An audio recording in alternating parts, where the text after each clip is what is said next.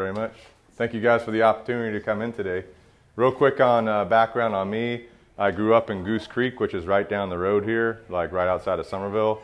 I was homeschooled for a couple years. Then I went to Northwood Academy, which is now in Carnes Crossroad. It's a small private school. Ben over here is my brother behind the camera. This video will be posted on our YouTube channel for Pack Talk Podcast if you guys want to refer back to it later. But anyway, so I went to Northwood. My goal was growing up that I was going to join the military and be in the military for 20 or 30 years. That was my goal. So I was at Northwood. I got a scholarship to the Citadel for ROTC for the Navy.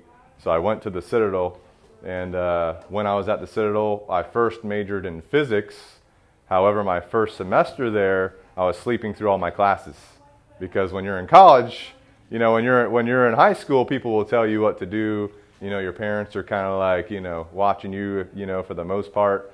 But in college, no one cares. So I'm just like, I can sleep through class. No one cares. I don't have to do my homework. No one cares. You know what I'm saying? So that first semester, I ended up failing all my classes. I lost a bunch of my scholarships.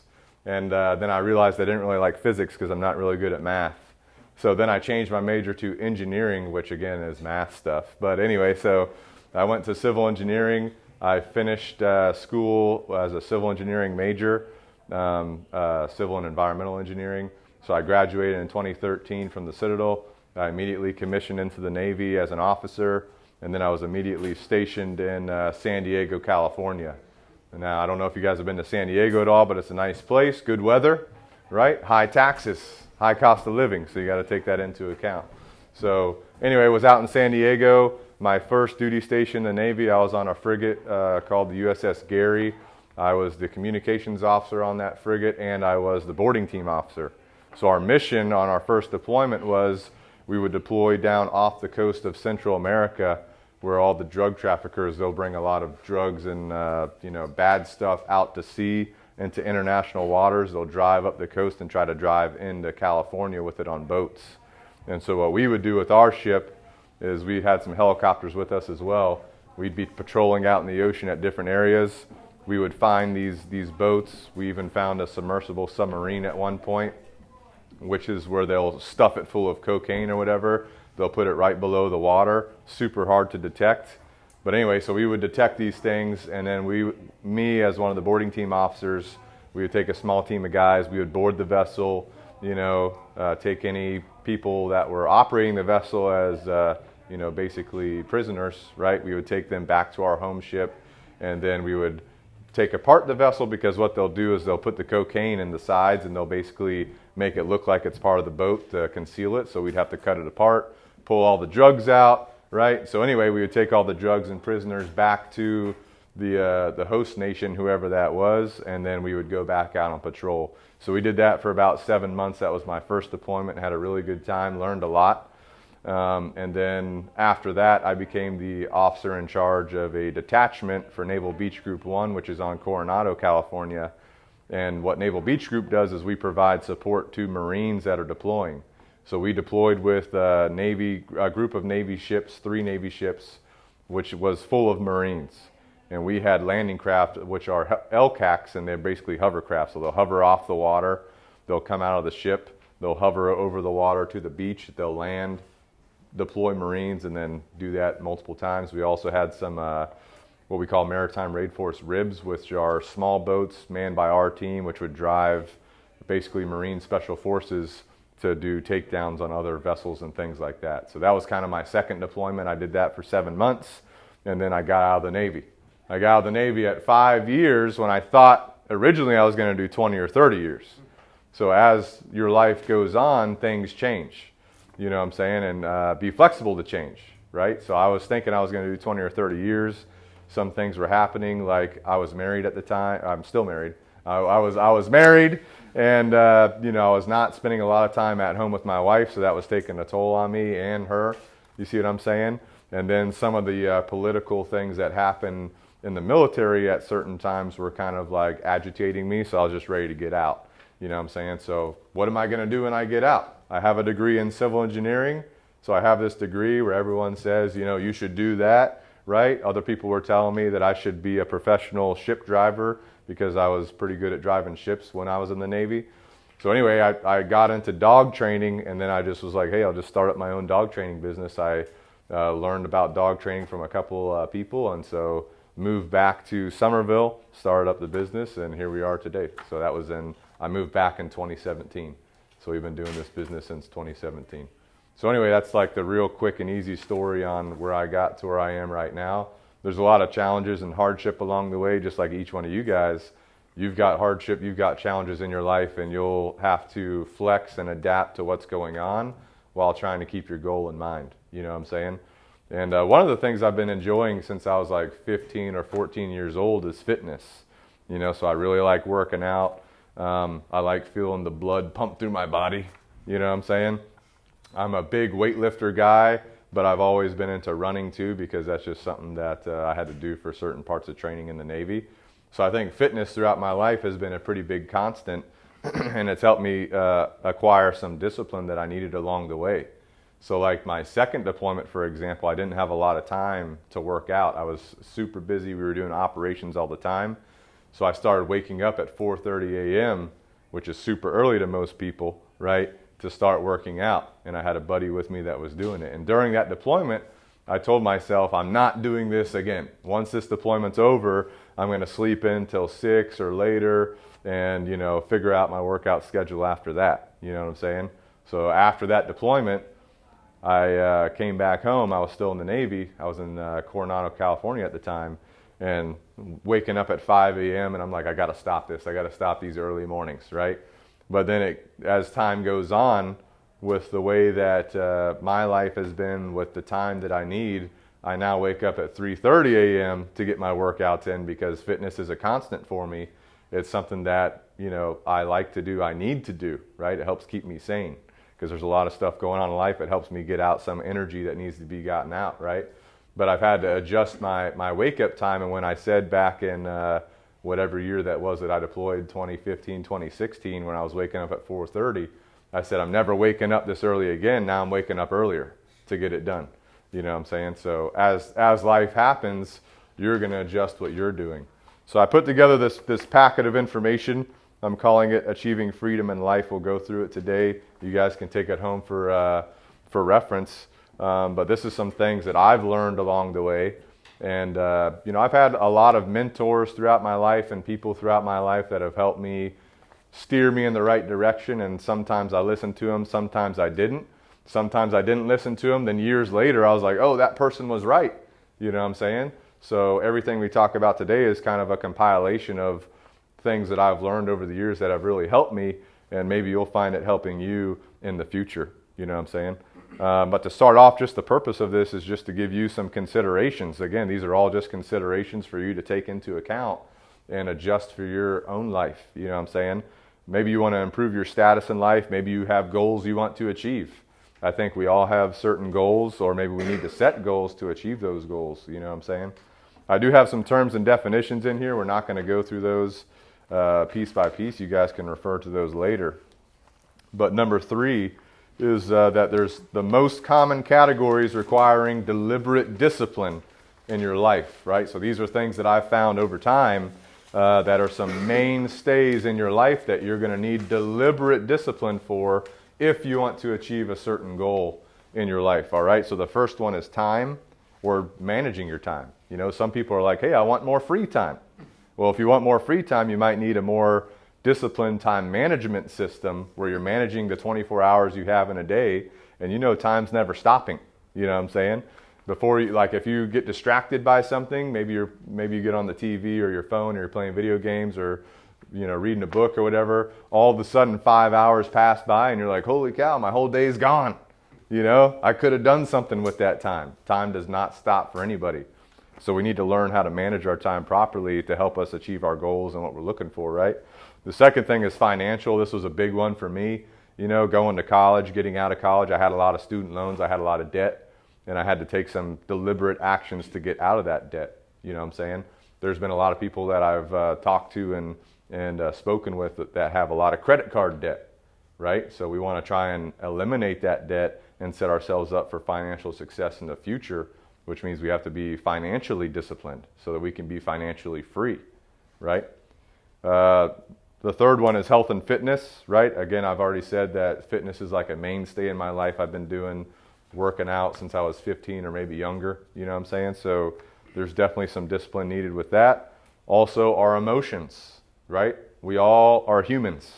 We're all going to default to our generic default human state, but can we learn to master our emotional state and the way we're interacting with others? That's something we'll talk about. And then some generalities in life that maybe you guys aren't experiencing at this point, but maybe you need to be thinking about for the future that need some discipline in them, okay? So before we kind of go through all those, we're just going to go through them one at a time. So the first one is some foundational principles to a disciplined time management system. Again, we have 24 hours in a day. How are we going to manage our time throughout that day? That's going to be up to you. So these are just some considerations to think about and adapt your own routines to what you need them to be, okay? So the first thing we need to do is identify our time desires and our needs, right? Again, what do we want to do with our time? What do we need to do with our time? It's going to depend on you and your unique situation. So for me, for example, I'm running a business. I'm trying to maintain my health. I have kids, so I'm giving them time. I have animals, right? I have dogs, so they need time too. They need to be exercised. They need to be trained, right? If you don't have a dog, you don't have that time, right? You do need some you time. So let's say you have a lot of stuff going on. You still need some time to do things that you like to do because that's good for your mental health and your physical health as well. Does that make sense? So the first thing we need to do is like, hey, what do I want to do with my time? What do I need to accomplish throughout the day? One of the things about health is you need to eat properly, right? Which means you have to prepare food, and that takes time as well. You have to buy food. That takes time as well. It's way easier to go down to Burger King and grab you a burger real quick, right? But if you do that every day, your health's going to start declining, and you won't feel as good as if you had real good nutrient-dense food in your system throughout the day, which means you have to plan that out properly, right? Maybe you have other goals, right? Maybe you want to build a business. Maybe you want to go to more schooling. You know, maybe someone wants a master's degree. I don't know. That's up to you and your goals, right? But you need to identify what you're trying to do and then build out a time management system to help you achieve that. Does that kind of make sense? Anybody got any questions so far?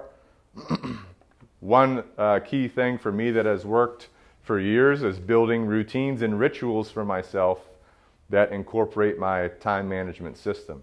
If I have a routine and I can do that routine repetitiously, then that routine becomes a habit, which means I don't even have to think about it. I'm subconsciously doing it, right? How many guys here drive? Raise your hand if you drive a car, right? So have you ever been in a car ride where you're driving and you realize you're at where you were going, but you don't remember getting there? Your body took over for you, right? Your body subconsciously drove you from point A to point B. Thank goodness your body knows what it's doing, right? You didn't crash into a pole or something, right? Maybe you don't drive a car, but maybe you guys are operating some equipment. So I see you guys have t-shirts back here. Who you guys work for? You got tree service, right? So what kind of machinery do you operate in the tree service? Every kind you can think of. Chainsaws, right? Grinders, you got stump grinders? We don't do No stump grinders? Excavators or skid steers? So have you guys ever been operating your equipment and then you realize, oh shoot, I don't even know what was happening, but I just got all this work done with the equipment. The same thing. Your body has that habit, so you're subconsciously getting it done, right? So that's what we want with our daily time management system and our routines and rituals as well. But building a routine and then sticking to it creates that habit that your body can do subconsciously. Does that make sense? All right, so once you identify your time desires or needs, you're going to need to implement changes to your schedule to meet that routine and your goal, right? So one thing we want to focus on is sleep, which we'll talk more about later, but our body needs about 7 to 9 hours of sleep a night, right? So that means you're going to have to be flexible a little bit to make sure you get that sleep. So yesterday, for example, I own a dog training business. We have dogs with us 24/7, 365 days a year. Last night, I had an employee, something happened, they weren't able to come to work. Another one got sick, so manpower was down. Guess who stepped up and covered down? Me. Guess whose daily routine was not planning on that? Mine. So what I have to do, adapt and adjust. So I went to bed later than I normally do because I was taking care of the dogs, which means this morning I usually wake up at 3:30, go to the gym, get pumped up, lift some weights, and then go about my day. Well, because I had to work late last night, it meant that if I did get up at 3:30, I'd be sacrificing my 7 hours of sleep. I would have gotten about 5 hours of sleep. Sleep is more important for your body. It's when your body is recovering and your brain is recovering, right? So instead of going to the gym, I adapted my schedule. I got my 7 hours of sleep. I woke up. I did a flexibility routine in the morning to get my body moving. I did my morning walk, and I proceeded from there. See what I'm saying? So even though you have a routine and ritual, you do have to be able to adapt to meet priorities that are going on, and sleep is a priority. We want to aim for 7 to 9 hours of sleep a night. If you sleep too little, we'll talk more about sleep later. I'm not going to go off on a tangent on sleep right now. All right? But make sure you're dedicating time throughout your day to yourself and your own well-being. What do you guys like to do in your free time? Anyone like playing video games? Raise your hand.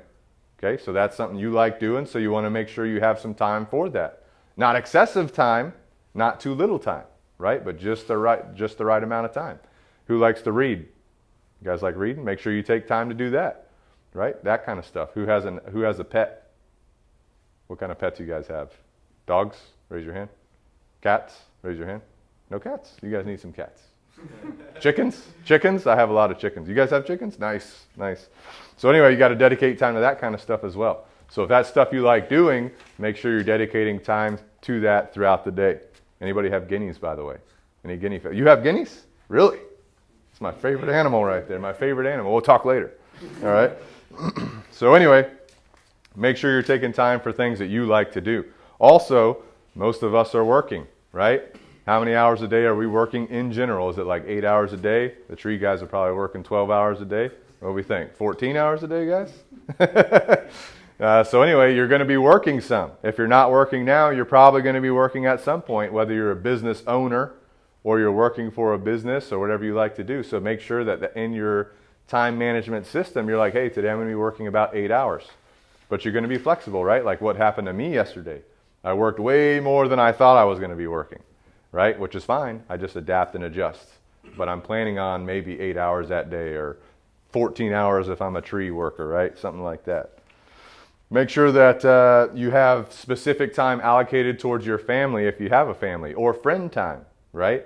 Like I have 2 kids. I have to make sure that they get time with their dad, right? I have a wife. I have to make sure that she gets time with her husband. You see what I'm saying? If you have friends or other family, make sure that they get time as well. So make sure you're allocating time. Maybe if you're living by yourself or with some buddies or a girlfriend or whatever, maybe they don't need time every single day, right? But maybe you get some time for them throughout the week, depending on your relationships. You see what I'm saying? And then going back to taking care of ourselves, make sure you have time for your own hobbies. So we talked about your daily mental well-being and mental wellness, which might be playing video games, it might be walking your dog, it might be just hanging out, reading a book or whatever. But maybe you need a hobby as well, and you have a couple hours each week that you spend on that. Does that kind of make sense? Like I like cutting grass sometimes, so get a couple hours for that throughout the week. You're good to go. Good mental meditation time. You know what I'm saying? All right. Any questions on that so far? Once you develop a time management system on the next page, only you can execute your time management system. So let's say you figure out a system that works good for you. Only you can actually execute that system. You might have written it down. You might have written down what you think you want to do for time management, but only you can get it done. No one is going to do it for you, right? So this is where discipline comes in. You're like, I have a plan. Now I have to execute this plan, which means I actually have to stick to it. And here's the other thing too, talking about being flexible. Once you create a plan, maybe you do that for a couple days and you realize this plan doesn't work for me. You have to adapt it. You have to adjust it. So you make a revision to it, and then you make a new plan, and then you proceed with that, and you're fine-tuning your plan until you get to the plan that actually works for you, that you can make a routine, ritual, and a habit. Does that make sense, guys? Any questions on that? But in the end, only you can get things done for you. You know what I'm saying? So you have to force yourself to get it done, right? No one's going to help you. No one's going to I mean, people are going to try and help you. They're going to try and motivate you. They're going to try and encourage you. But in the end, day in and day out, you got to get it done for yourself, right? And if you do that, it's going to set you up for success in the future, okay? So I just wanted to give you an example here. Here's an example of my general daily routine. Again, it's flexible based on what's going on. So at 3:30 a.m., I wake up, I drink 35 ounces of water right out the rip. Why do I do that? Because when you're sleeping, your body's becoming dehydrated. So when I wake up, I want my body fueled properly, so I drink 35 ounces of water to get my body rehydrated for the next day. If you guys are out working in the heat, like the tree guys, you guys are getting dehydrated, right? If you're not drinking water, if you're not drinking your electrolytes like your Gatorade or whatever, right? So you got to maintain fluid conditioning in your water, in your body. All right, so I drink water, I brush my teeth, I let my dogs out. I don't like my teeth not getting brushed. It's just, who likes not brushing their teeth?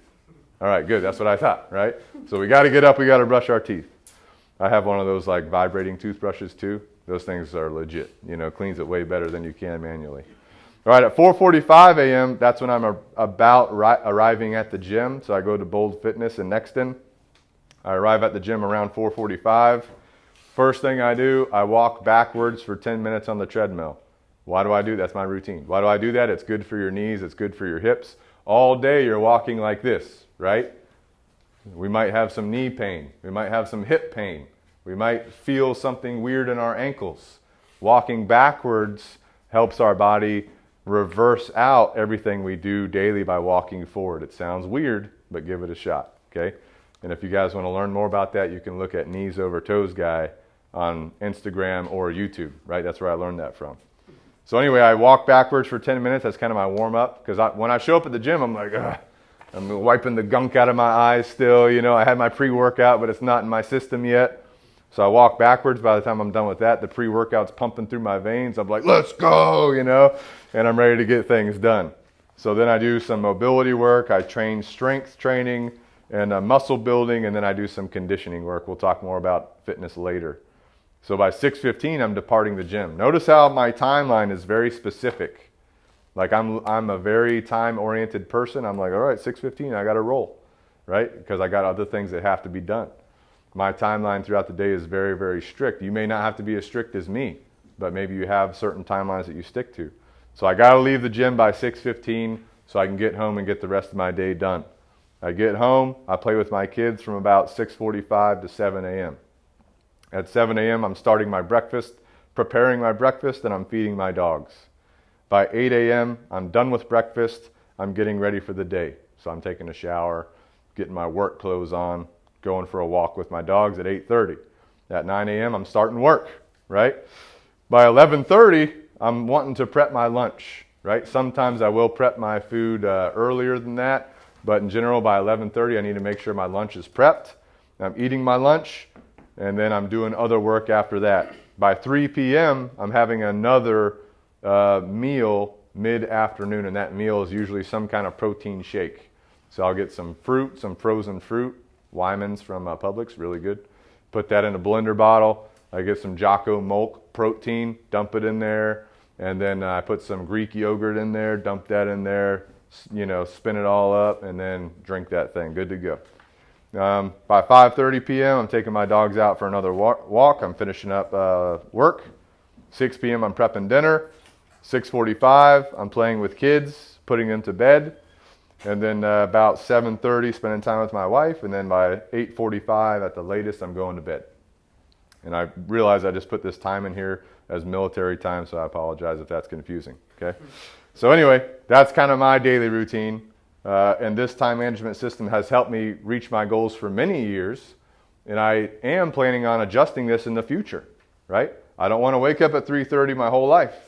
I'd rather wake up at 4:30 or 5 a.m. So here in the next several years, as I change business things, it will allow me to change up my schedule. So I'm looking at that in the future. But for now, this is what I'm doing. And I've been doing this for a couple years, okay? And that's about all the considerations I had for time management. And anyone have any time management questions before we proceed on? Go ahead. Is this your schedule during the week and also the weekends, or just during the week? I work on Saturdays, so that's basically my Monday through Saturday schedule. My Sunday schedule is a little bit different. I will make, because on this schedule I get about 7 hours of sleep a night.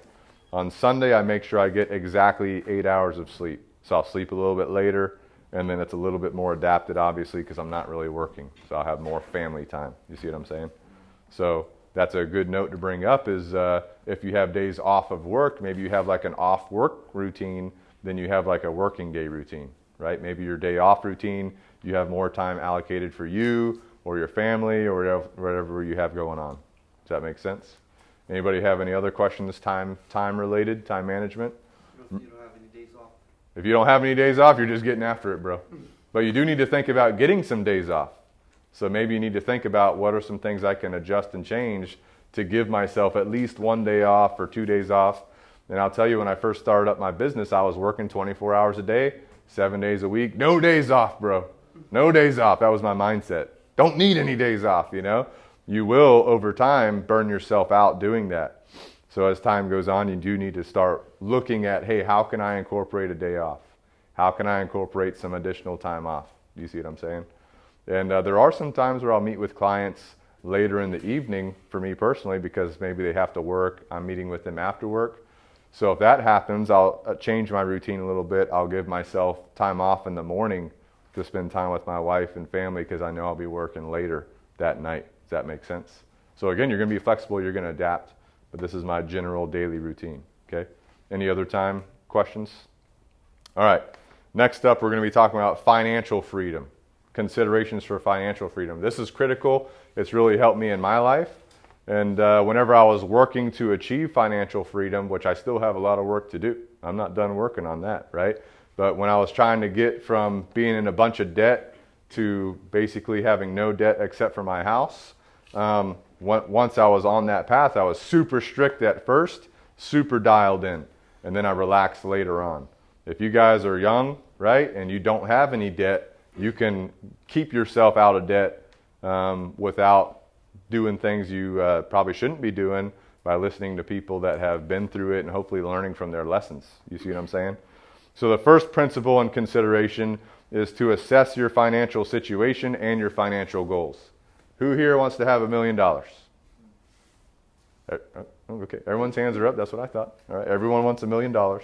So let's say that's our goal. How can we achieve that goal, right? So we need to assess where we're at currently. When I started on this path, I had a bunch of debt, college student loans. I had like a car loan. I didn't have any credit card debt, thankfully, right? But the student loans were quite a bit, right? So I'm like, okay, we got this debt. We need to get rid of this debt. I was renting a place at the time. I didn't own my own house, right? And so my first priority was how can I bring down my living expenses month to month and pay off this debt, which will give me more freedom to do things I want to in the future. You see what I'm saying? So the first thing we need to do in order to figure that out is number 2 here, establishing a budget. And a budget is simply a financial plan. So we already talked about managing your time. We came up with a time plan, right? You're going to have to come up with your own time plan. But with a budget, you're building a plan for you and your finances. And you can start this off super easy. You can get your bank account, you can print out a statement, or you can look at it electronically. And on your statement, it should tell you your starting balance for the month or the previous month and your ending balance for the month of the previous month. So look at those 2 numbers at first. Is your ending balance less than your starting balance? If so, you're spending too much. Is your ending balance more than your starting balance? If so, you know, you're probably not spending too much, but maybe you need to dial it in a little bit. Depends on your situation and what's going on. So a budget is like basically allocating your money to where it's going to go. So who here has some bills? I got a lot of bills, right? So if you don't have bills yet, you will in the future, so just be ready, right? But we got cell phones, we got cars, we got insurance, we got food, we got gas. Who likes the gas prices? Nobody, right? Nobody. So these are all bills that we have to pay to sustain our life, right? But maybe we go out to eat a lot. Can we cut that cost by reducing how much we go out to eat and get more food from the grocery store? You see what I'm saying? Like yesterday I was on the road. I was unprepared for lunch. So instead of going to fast food, which would cost me maybe $15, $20, you know what I'm saying, for a burger, fries, or whatever. I went to Harris Teeter. I walked in, I got a package of deli meat for like $4. I got a green tea bottle for like $2. That was like $6 total. That was my lunch. It gave me like 50 grams of protein and 30 grams of carbs, which we'll talk about fitness later. But that's enough fuel for me for that time. You see what I'm saying? So instead of spending 20 bucks, I spent $6, saved myself some cash, and better for my body than that burger from Burger King. You see what I'm saying? So anyway, establishing a budget, you're going to plan out where your money's going and then stick to it, right? You got to stick to it. When I was getting out of debt, I was eating peanut butter and jelly sandwiches 3 times a day, every day, to save money on food so I could pay off my bills, pay off my debt. You see what I'm saying? So flipping the page over, once you have your budget established, after that, you're going to stick to that plan, which takes discipline. Only you can stick to that plan. No one's going to force you to do that. Again, people are going to encourage you. People are going to try and motivate you, but only you can do it. You have to make the decision in your own head to do it yourself and resist temptation. You know what I'm saying? But once we have the budget established, something else we need to think about is an emergency fund, right? So what happens if you have a car and your engine blows up? Antonio, we know about that? Yeah. What happens if you have a car and your tire goes out? Now you need a tire. Maybe you need 2 tires. You see what I'm saying? You were not expecting that, right? Tires are super expensive these days, right? So an emergency fund helps you be ready when things happen that you were not planning on. Like just this week, for example, the water at my house went out. I live on a well water, so it's not city water. So the water went out. I had to have an electrician come out and run new wiring to wire up the well pump. That was an expense I was not expecting. You know what I'm saying? But I have an emergency fund, so no sweat off my back. I'm good to go. You see what I'm saying? So the way I build an emergency fund at first is I try to get $1,000 into an account that's separate from your daily spending account. So we all have a checking account if we're running through a bank, right? That checking account is how we pay for things and where our work money comes into, right? If we're working, that's where our paycheck's going. So an emergency fund, I set that up in a separate account because that's going to help me remain disciplined. It's going to help me resist temptation to spend that money. And I'll set up a money market savings account with my bank. I'll put the emergency fund money in there and leave it in there and not touch it unless it's an emergency, okay? And so at first I try to get $1,000 in there. That's a lot of money, right?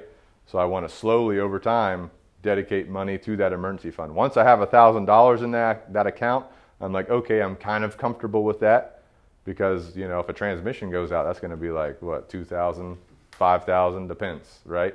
If you have a tire blow, that could be like $200 to $500, right? If you have the well on your house, not work and you have to run wiring, that could be $2,000, right? So that just depends on what the emergency is. But $1,000 gets you sitting okay. And then what I do is I basically have a certain amount of money transfer from my checking account to the emergency fund every month, maybe $10, maybe $20, whatever. I'm just slowly starting to stack that as I focus on other things, which the next thing is debt, okay? But once I have that emergency fund established, over time I want to build that up so that it maintains and holds at least 6 months of my monthly expenses. So if you spend $2,000 a month living, right, paying your bills, you want 2 times 6 in that account, which would be 12,000, right? My math's on? You guys, I'm not a good math guy. I do have a degree in engineering, but I'm not a math guy. So anyway, you want $12,000 in that account in the long term, and that's your emergency fund right there. Does that make sense? All right, so now that we've talked about emergency fund, the next thing that we focus on is paying off debt. So once you have $1,000 saved up in your emergency fund, now you really want to dial it in and hone in on your debt, whatever that is. And so let's say you have multiple lines of debt. Maybe you have credit card debt. Maybe you have a car loan, right? Maybe you have a personal loan, something else, whatever. You're going to take the debt that has the smallest payment, and you're going to try and put more money into that to pay that off as fast as possible, right? Once that's paid off, you're going to take all the money you're putting into that one and double down on your next one. Once that one's paid off, then you're going to double down on the next one. Does that make sense? So you're not going to be taking that once you pay off like a credit card, for example. You're not going to take that money and just, oh, now I can spend this money on whatever, right? So like for debt, for example, oh, we got a bad marker here. So for debt, for example, that one's okay. Let's say we have three things debt-wise. We got credit card, we got a loan, and maybe we have a personal loan, okay? So let's say the credit card is the one that I'm able to knock out faster first. I'm going to double down on my money on this, right? And I'm making the minimum payments on these. Once this is paid off, I take all that money and I put it into this one. You see what I'm saying? So now I have extra money going in there to pay that one off. Once that one's paid off, I take all this money and I put it into the last one, right? So now I have quadruple amount going into there. And then once I pay this off, now I try to again stick to my budget, build up my emergency fund, and stay out of debt if I can. Okay? Does that make sense? Anybody have any questions on that? Not really drying off here. All right. All right, so then once we get our debt taken care of, we also want to be thinking about investing, right? So investing for the long term, investing for the short or the moderate term, right? So everyone raised their hands here when they said they want $1 million, right? So what's going to help us achieve that? Well, investments can help us achieve that, all right? So I break investing down into two things. Let me grab my, that eraser right there and this Expo pen. They might be better than the ones over here. There we go. All right, so when we're talking about investing, this can help us reach that goal of getting $1 million, right? Which we all want. One day. All right, so investing.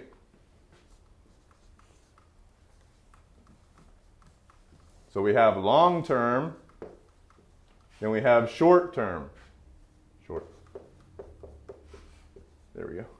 All right, so long term, who's heard of an IRA before, or a Roth IRA? If you guys have not heard about it, it's an investment account where you can put money in, but you cannot touch that money without a penalty until you're like 55 or 59 and a half, which means you have many, many years till you can touch that money without losing a lot by taking it out. So ideally in your long term, you'd start investing in like a Roth IRA, or maybe the business that you work for, the company you work for, has a retirement plan like a simple IRA or something like that. Anybody have a place they work at that has a retirement plan? You do? Okay. So a lot of times with your business investment account, they're going to do a match. Okay, so what that means is if you invest 3%, for example, of your pay into that account, your company will also invest 3% for you. Does that make sense? So if I put $1 into the account, the company is also going to put $1 in the account for me. So literally 100% return on investment so far. And then this money combined goes into that account, what it's invested in. I know it's kind of confusing, right? But bottom line, if your company has an IRA account, a simple IRA, and they're doing a match, invest into that account what they're going to match, which might be 3% of your paycheck. That's what we do at Canine Revolution, okay?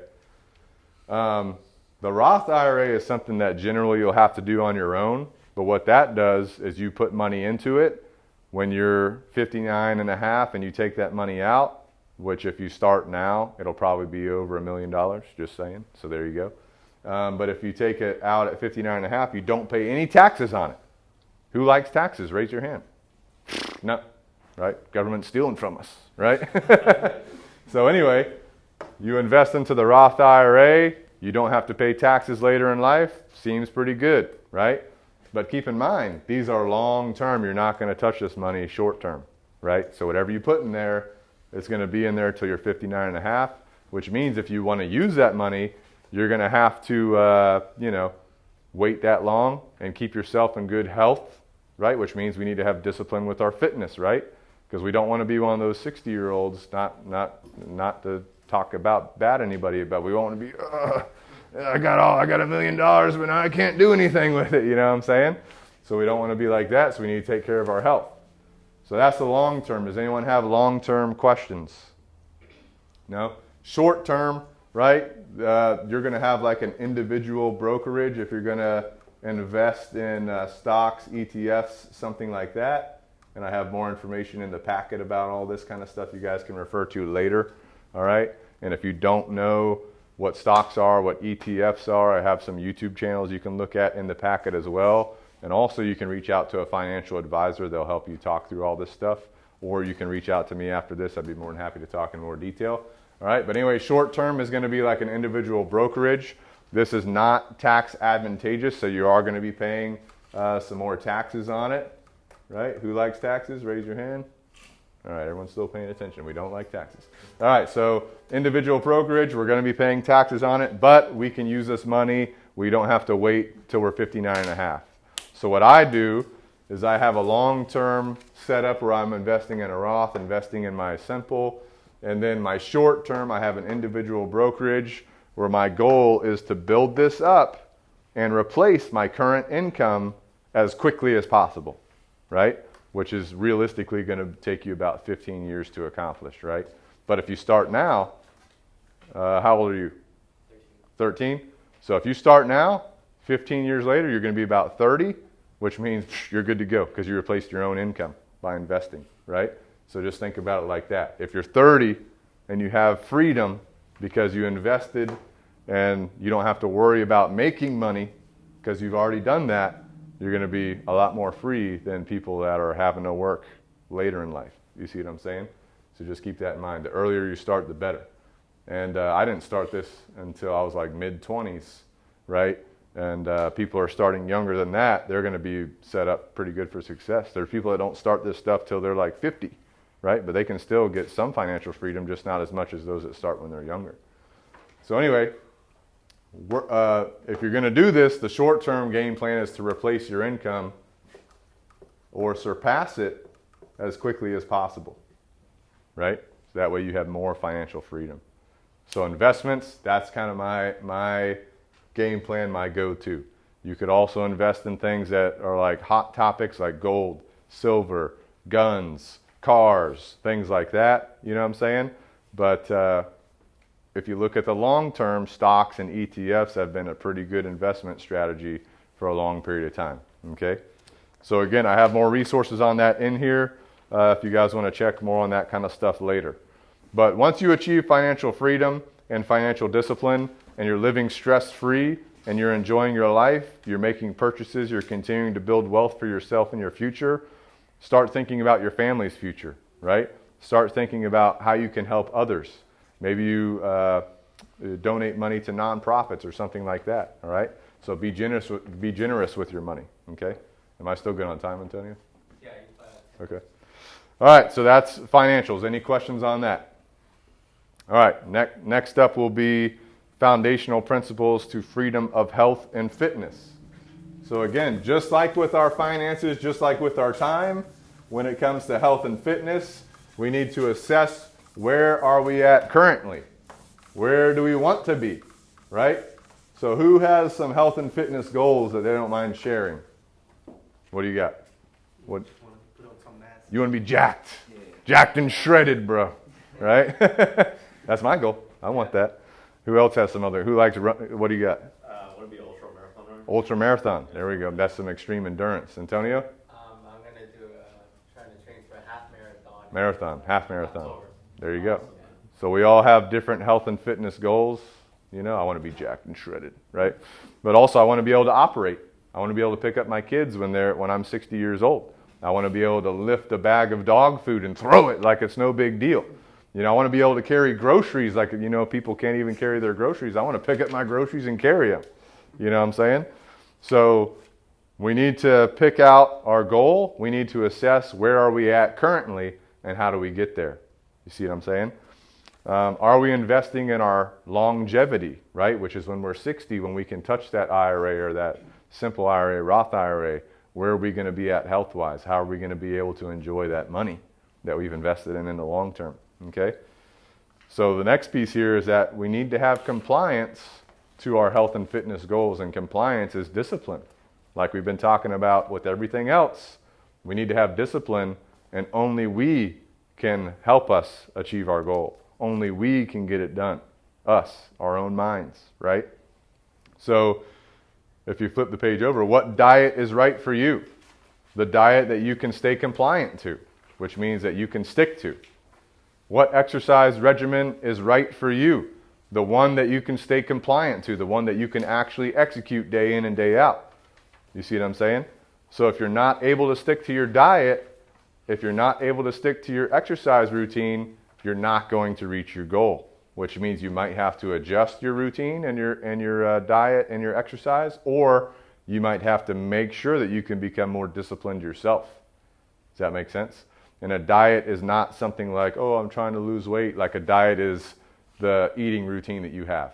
What kind of food are you eating? All right? So the next section, we're going to talk about what is the right diet for you. That's going to depend on you. That's going to depend on your preferences, right? There's so many different diet types. Paleo, who's heard of that before?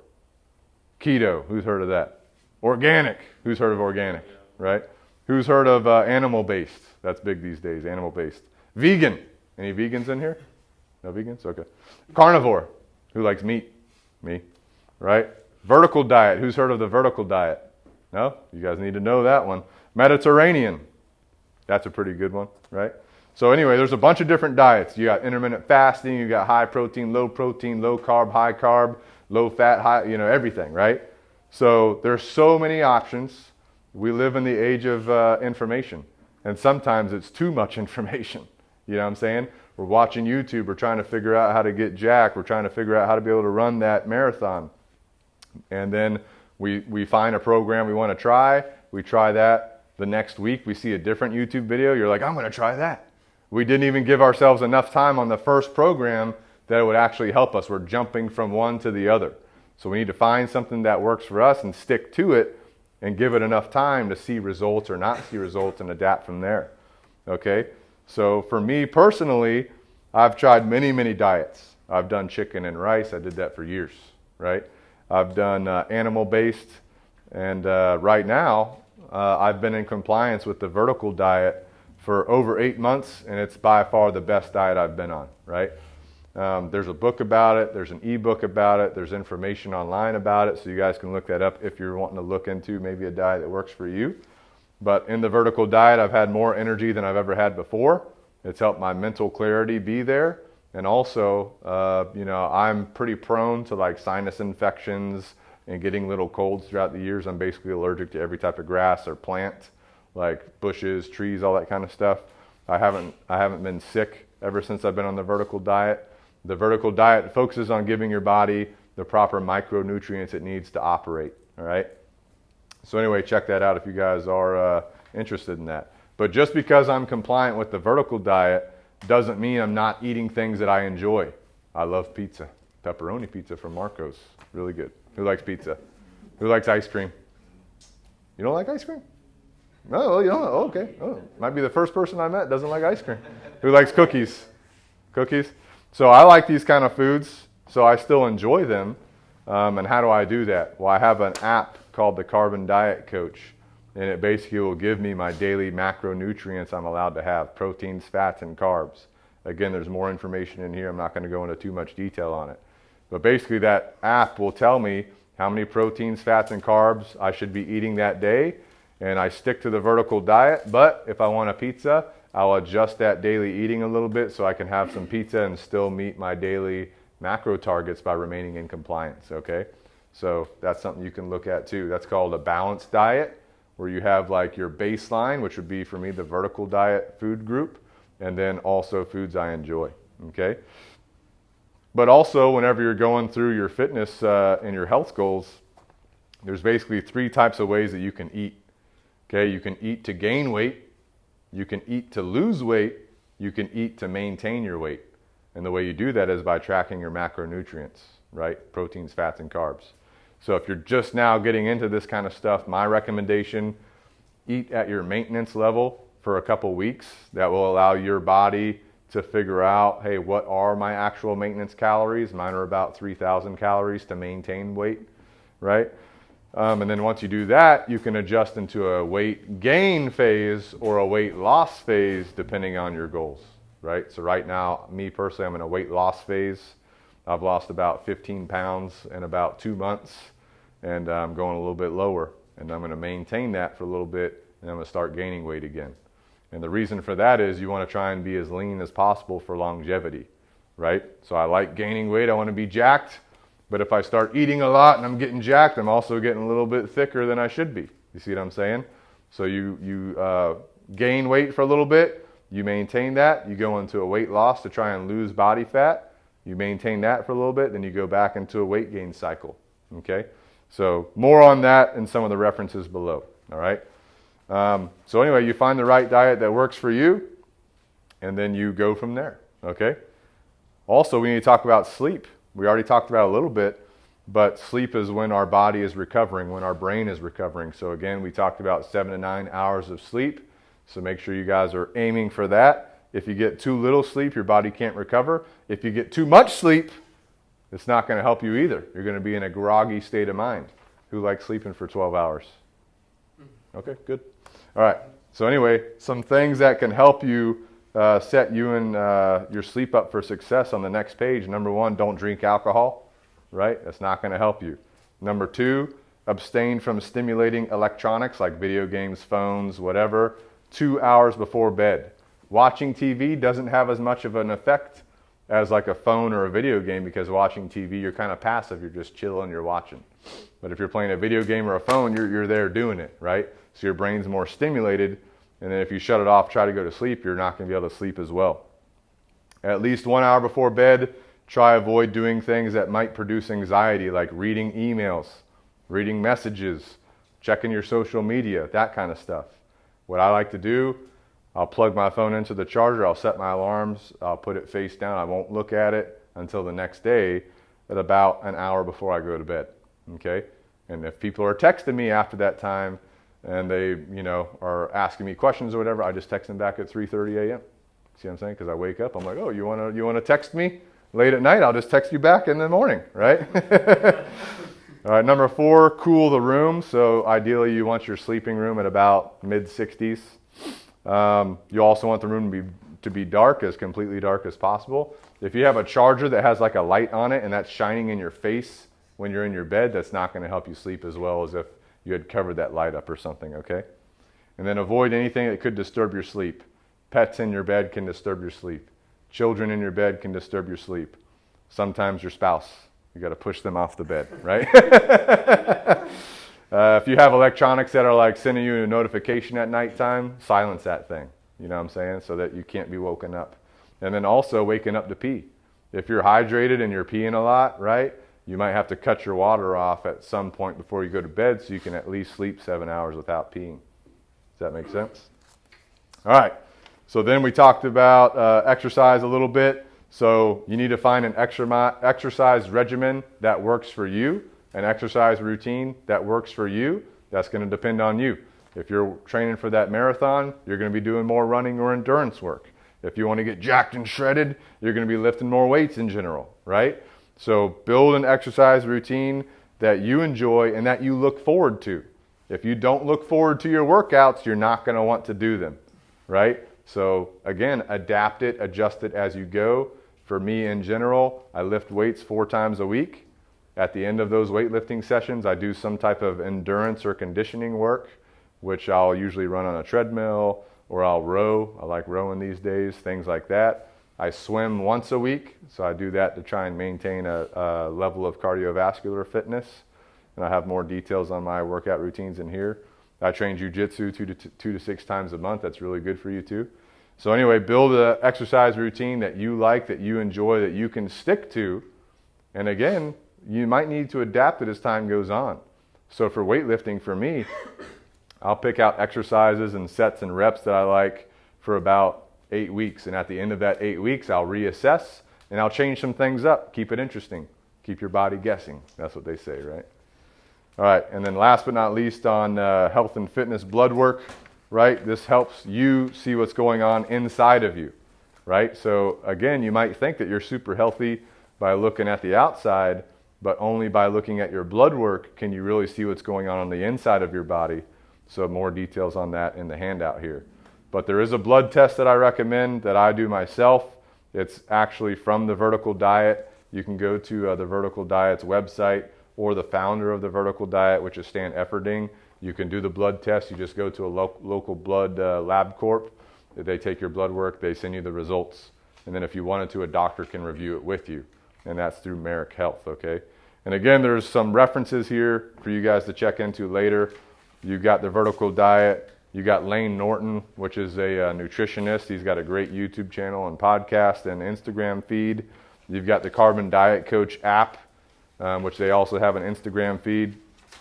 Peter Attia, he's a doctor. He's a longevity doctor. He just came out with a new book, so check that out. Renaissance Periodization on YouTube. They have great information on health and fitness on YouTube, right? Then you have Merrick Health, which you can use for blood work and telehealth as well, okay? Any questions on health and fitness before we press on here? No questions. All right. So next up is emotional discipline. So we have foundational principles for emotional discipline. So the first one is ego. Remember, we're all human beings. We're going to default back to our human nature. And a lot of times our ego can step in the way of helping us get things done. So we do need to keep our ego in check. Your ego can be the number one killer of a high performance team or high performance individuals, right? So you have to learn and be mindful of when your ego might be trying to take over, and you have to step back and not allow that to happen, right? So for example, one time I was at the gym, I'm working out, I'm doing a superset, I'm doing like leg extensions and tricep press, and I was on the leg extension, some dude came over, took my tricep press station, and my ego was coming up in me. I was like, I want to go over there and tell that guy how it is, right? But I just was like, nope, I'm not going to do that. And I just, didn't say anything to him, and I just was doing my leg extensions, right? So that's just an example for me when my ego wanted to step up, but I had to check it. I had to be mindful of it. Number 2, treatment of others. So we kind of want to follow the golden rule. Treat others the way you want to be treated. And that sounds super simple, but it's not super easy, right? So this kind of ties in with your ego, is that sometimes you have to realize and be mindful of how you're treating others. That could be your spouse, your kids, your friends, co-workers, your team, right? It depends. But sometimes, again, we're humans. We're going to have flaws. We're going to have challenges. But to the best of our ability, we need to be mindful of how we're treating others and try to treat them like we would want to be treated. Which means the step number 3 here is detaching. So what helps me with my ego and helps me with the treatment of others is me trying to take a step back. I'm in a situation with somebody, I take a step back, I try to see it from all sides, try to remove myself mentally from that situation, and I can realize, hey, my ego's in play here. Or maybe I'm mistreating this person. I wouldn't want to be treated like that. So then I can mentally come back to the situation and act differently and behave differently. Does that make sense?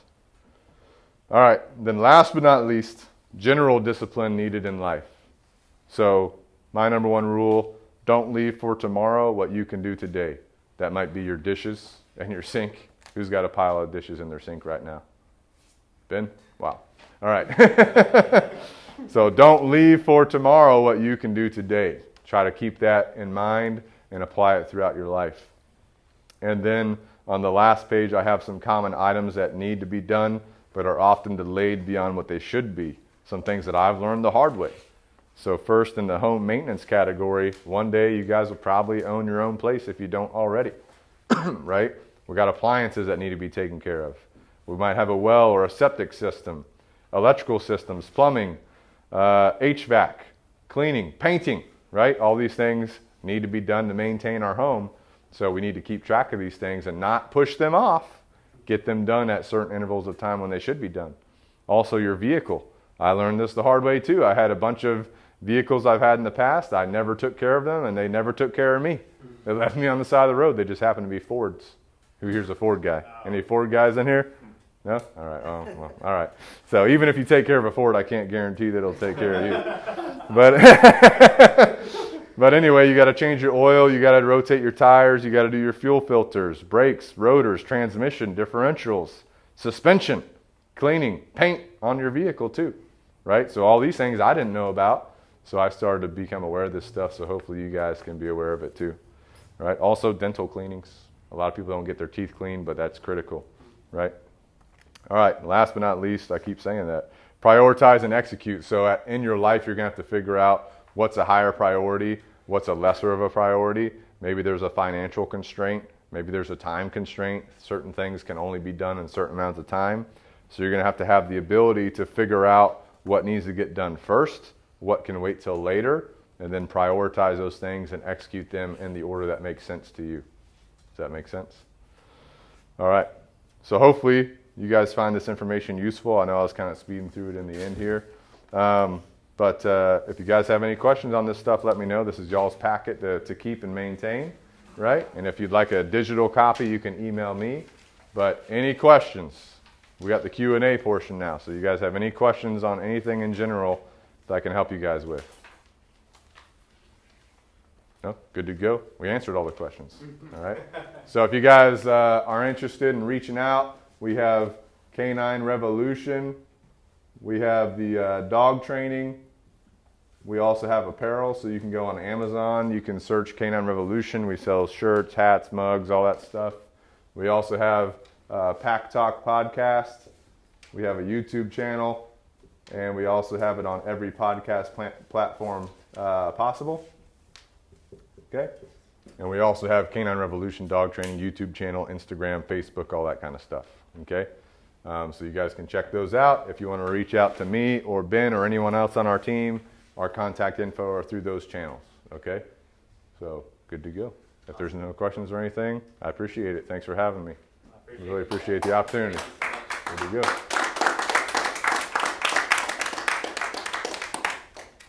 All right, guys. Y'all have a good one. Take it easy. Appreciate it. Take it easy. Awesome. Thanks. Awesome.